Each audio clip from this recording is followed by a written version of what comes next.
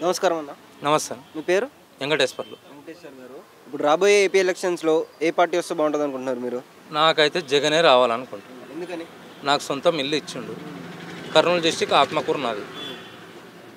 ఇల్లు ఇచ్చిండు, ఇల్లు కట్టుకనిక డబ్బులు ఇచ్చిండు, అన్నీ ఇచ్చిండు.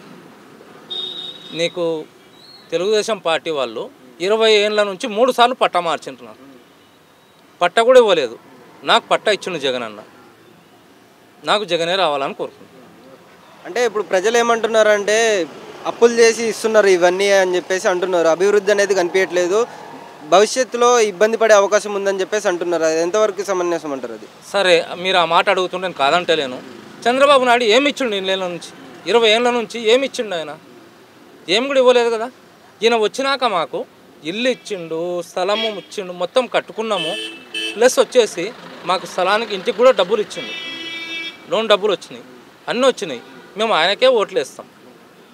అంటే ఏమంటున్నారు అంటే ఇప్పుడు నిరుద్యోగం ఎక్కువైపోయింది, సంస్థలు లేవు, ఇక్కడ ప్రజలందరూ వేరే రాష్ట్రాలకు తరలి వెళ్ళిపోతున్నారు ఉపాధి కోసం అని చెప్పేసి అంటున్నారు. సరే అమ్మా, ఇప్పుడు నాది కర్నూలు డిస్ట్రిక్ట్ ఆత్మకూరు నుంచి హైదరాబాద్కి వచ్చి బతుకుతున్నాను, లేదని చెప్తలేను.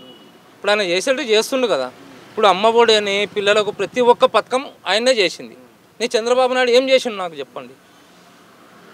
చంద్రబాబు గారు కూడా కొన్ని పథకాలు అనేవి పెట్టారు అని చెప్పేసి ప్రజలకు ఉపయోగకరమైనవి అని చెప్పేసి అప్పట్లో వచ్చింది.